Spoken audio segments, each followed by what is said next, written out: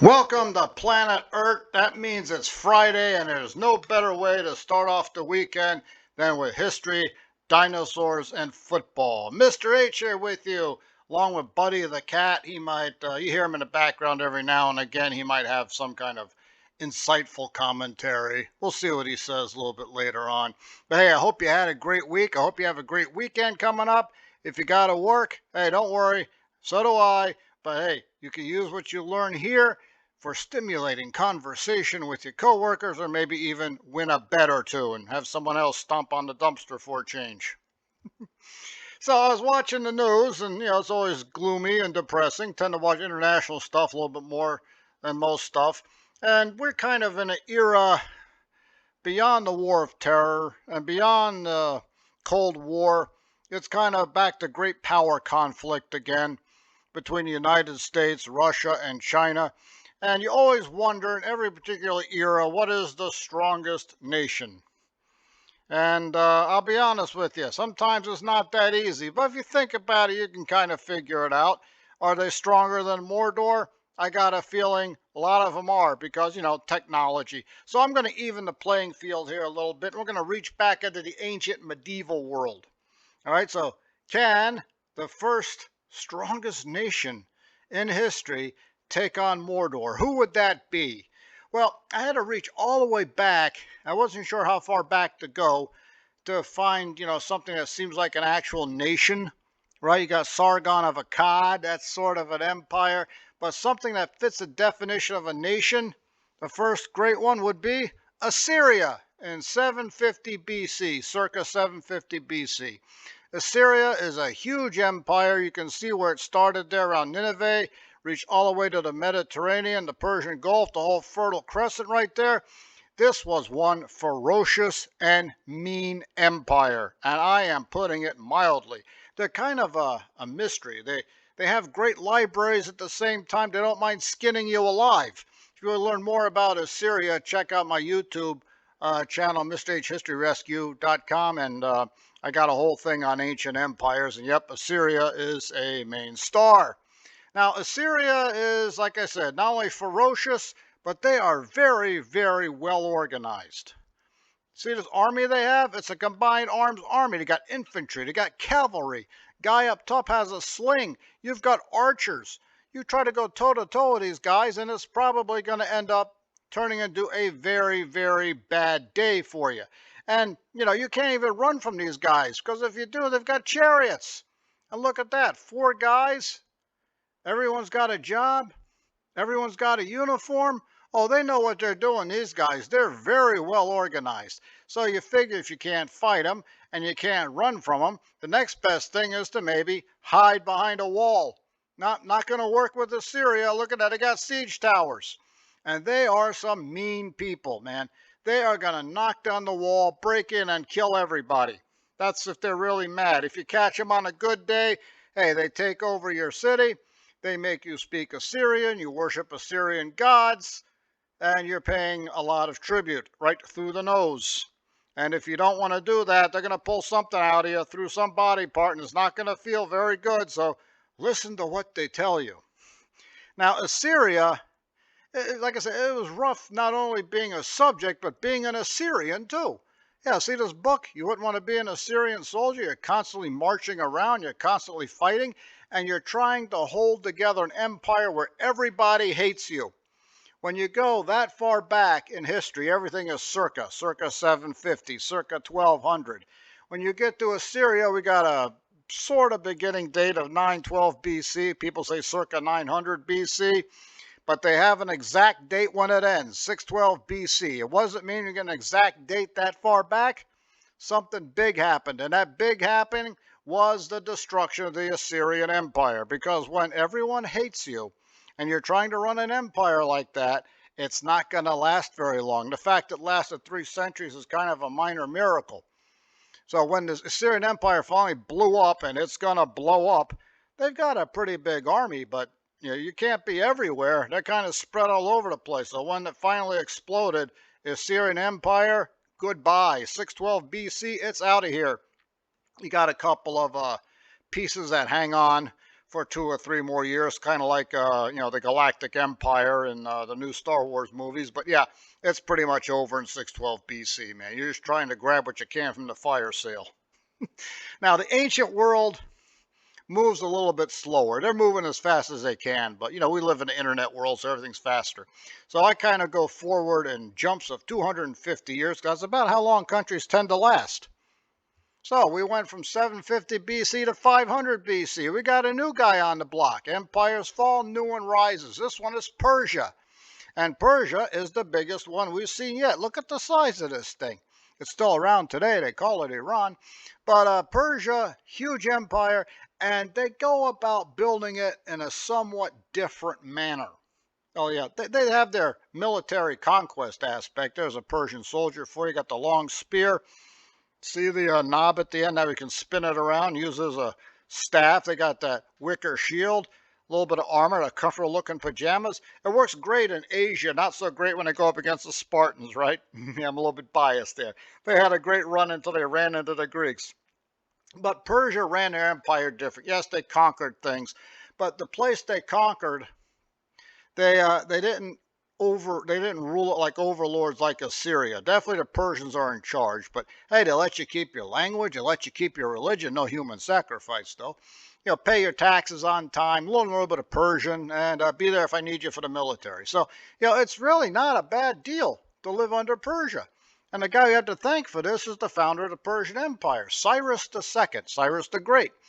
He did his conquest, he ruled leniently, very popular throughout the entire empire. Such a great dude that even the Greeks had good things to say about him. What does that tell you?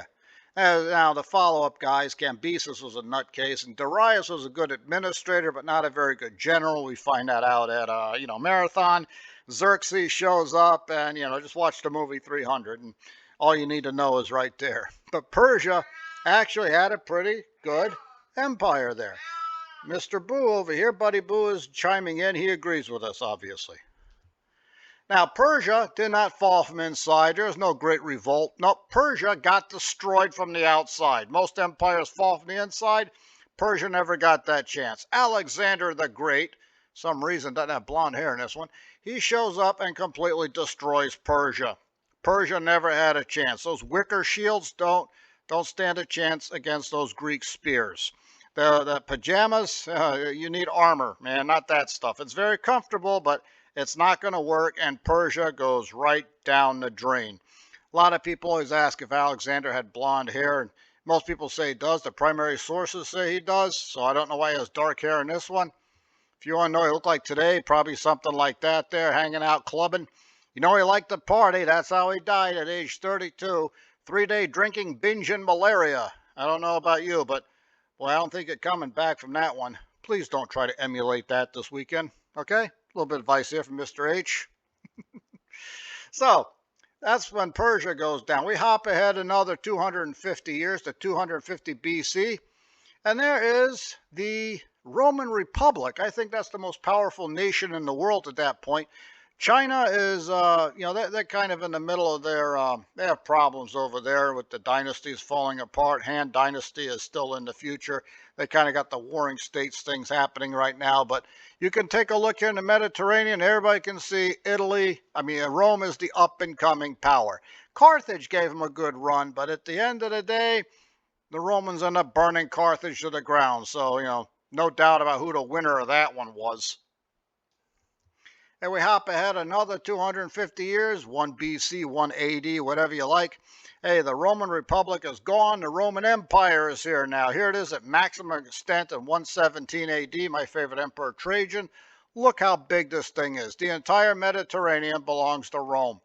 They've got all of Western Europe minus Germany. That's a little bit of an oversight. Got Britain there all the way up to Scotland.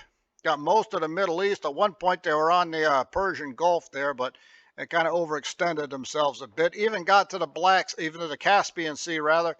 Again, a little bit too far out, so they kind of contracted back and had a good thing going there for a long time. They had a fantastic time. But, empires rise, empires fall. If we bounce up to 250 AD, Rome's still on top of the pile, but they're not what they used to be. I'm sure Han China is got some disagreements, but I went with Rome there for the title of strongest country there for the first 250 years of the AD era. And what holds Rome together right there, the Roman legion. As long as this holds together, Rome has a chance. When their army began to disintegrate, so did Rome. It was a good run, though. You can't argue with 500 years. But was it really over in 476? Yeah, September the 4th, 476 AD, the Roman Empire falls. Actually, the western half fell. Diocletian, as you know, divided it into an east and west, and they kept that format going for administrative purposes. And the green over there is the East Roman Empire. We're end up going to calling that the Byzantine Empire eventually, because they're speaking Greek, even though they call themselves Romanoi, which is Roman, which is Greek for, Roman. And they get the title of strongest empire in 500 AD, not because they're inherently stronger. It's that they're the only nation that seems to have a coherent functioning government. Right? China again is in trouble over there. They have their own fighting going on between various dynasties, the Germanic kingdoms, if you want to call them that, or more geographic suggestions rather than actual countries. What you see there in purple is when the Byzantines successfully reconquered part of the Western Empire. A weakened state like the Byzantines able to go that far tells you how weak the Germans were. But hey, they're still keeping that title going, man. From 1 AD, 250 AD, 500 AD, we got a three-peat. Can they pull a fourth one? I don't know. Time is going to tell. This is a Byzantine, East Roman / Byzantine infantry officer from about that time. Still got the Roman-looking shield over here. The helmet's starting to look Greek because, it's basically a Greek empire. Don't you like the insignia right there on the shield? That's called a chiro. It's what they used to use in Christianity before the cross became popular. But there they are defending the empire, fighting Germans, occasionally the Persians as well. Greeks and Persians, it never ends over there. The uniform doesn't stay the same forever. It's going to change. 400 years later, that's what a Byzantine infantry guy looks like. Smaller shield, helmet looks different. Sword of chainmail. It's more leather with pieces of metal put in. Still got a pretty big sword over here. So these guys are going to have to walk around and defend the border of the empire against everybody. Persians, Germans, Bulgarians, even some Hun leftovers up there in the steppe country near the Crimea. But there's another big danger coming. Oh, this is the biggest one anyone's ever faced up to this point. That's right. We have Islam just explodes out of the Arabian Peninsula. And this isn't even the first one. All right, before the Abbasid Caliphate, that's what you're looking at right now, there was the Umayyad Caliphate, which was even bigger. All that green stuff plus Spain. In 750 AD, the Abbasids rose up against the Umayyads, and they took everything away from the Umayyads minus Spain. They let them keep Spain. This, in 750 AD, is clearly the world's most powerful nation. As you can see, the Byzantine Greeks have lost everything in the Middle East, and they're holding the mountain passes in Anatolia. So it looks like they finally lose the title of most powerful nation. How were the Umayyads and Abbasids able to expand so quickly? Yeah, the answer, camels. Look at that. It gives you an elevated position. You can fire arrows off the top, and camels are the best thing to cross the desert with. Very little water. They have that long stride, and they know where the water is, so you don't have to do anything. They just go straight there. You don't have to, the one thing I look out for, though, is you can't be friends with a camel. I've tried. It doesn't work. They're not friendly animals. Look at that third one over there. Fourth one, rather. They look like you turn around and bite somebody. Yeah, they will try to bite you. Yeah, you can't be friends with them. I don't know. Maybe they harbor plans for world domination or something. Maybe they don't like people riding them. I don't know. Maybe they just don't like human beings. Can't say I blame them. But in 750 AD, Abbasid Caliphate is the strongest nation in the world. Before there was Chumbawamba, there was Greece. Now, something about Islamic empires, there's something in their makeup that makes them fall apart. They always collapse from inside. They have battles between themselves. The politics is very personalistic. It's very hard to get a concept of a nation, especially one as big as the Abbasid Caliphate, stretching off from North Africa to Central Asia, different cultures.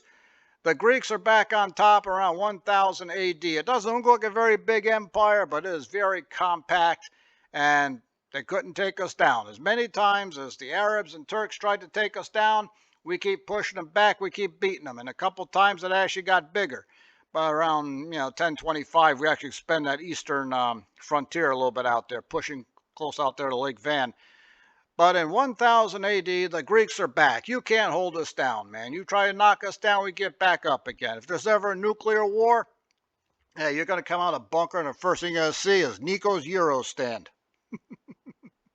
We've made it up to year 1000, man. Next week, we're going to go beyond and further into the Middle Ages. So, hey, let's talk about something else real quick, huh?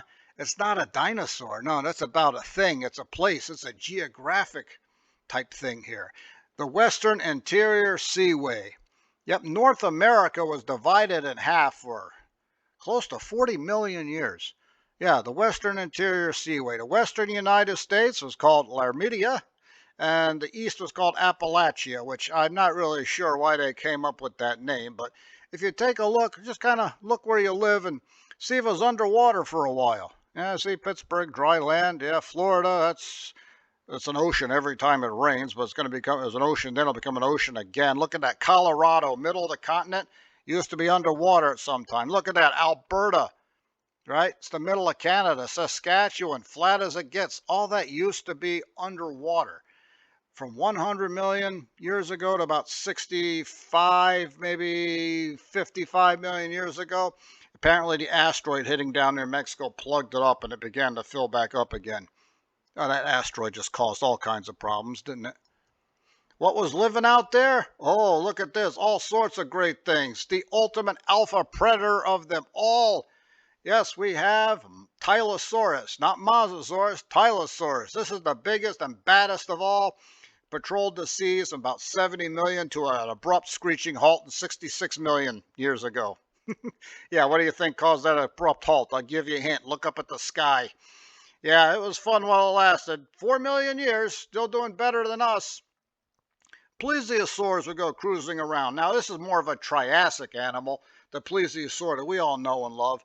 Its descendants looked very similar, but they were somewhat smaller. They were cruising around there in what was probably going to be Kansas City one day. They're having a great time eating fish and probably trying to avoid Tylosaurus as well.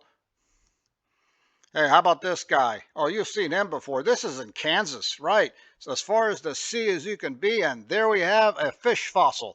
This one is called, you ready for this? Almost sounds like a guy's Greek name here. Zichthyophthys. Yeah, that's how you say it, Zichthyophthys.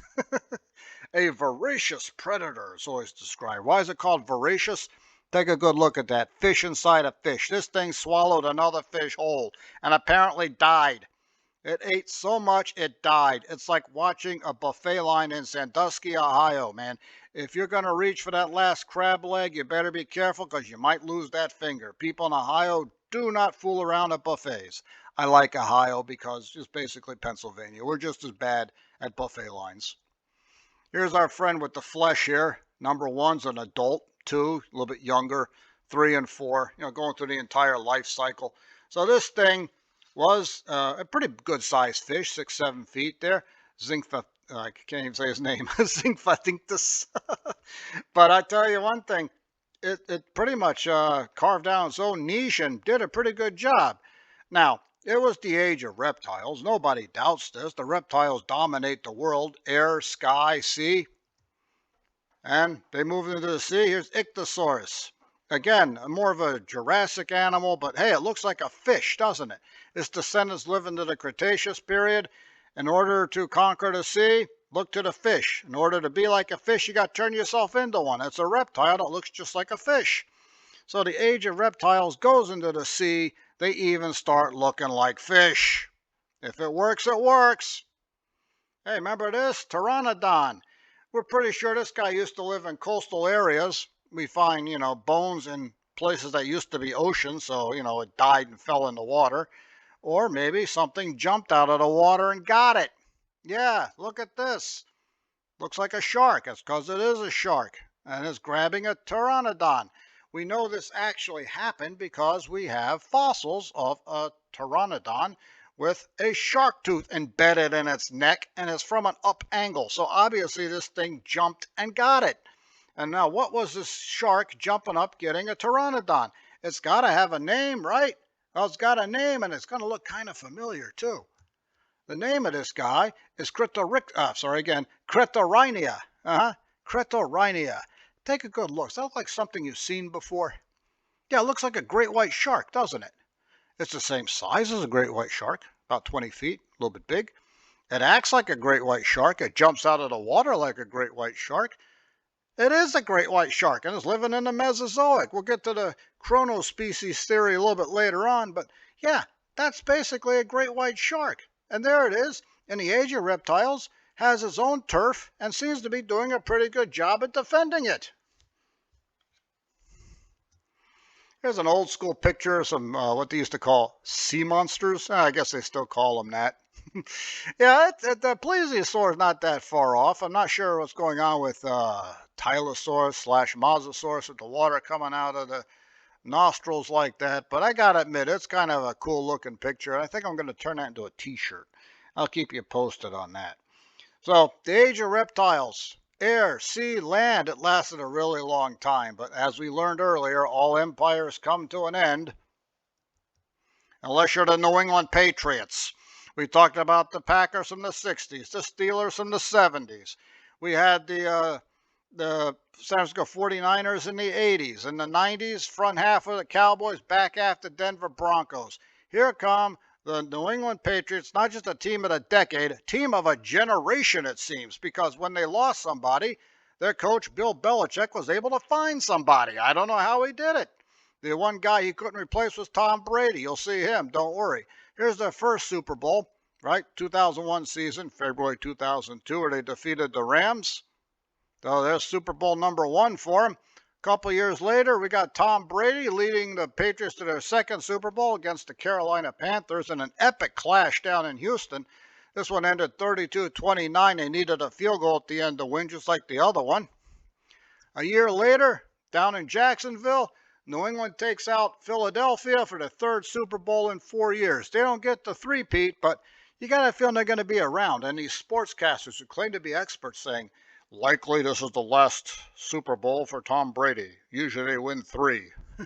Okay, that might be true. There's a few you can point at, but you know of a couple who's won 4, right? Terry Bradshaw and Joe Montana. Oh, those are great records, but Tom Brady's going to blast them in the next week.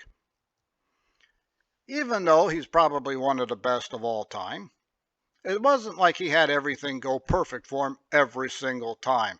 Here we are, State Farm Stadium, University of Phoenix Stadium at the time in Arizona. The 2000 New England Patriots, undefeated, untied, 16-0, blew through the playoffs, man.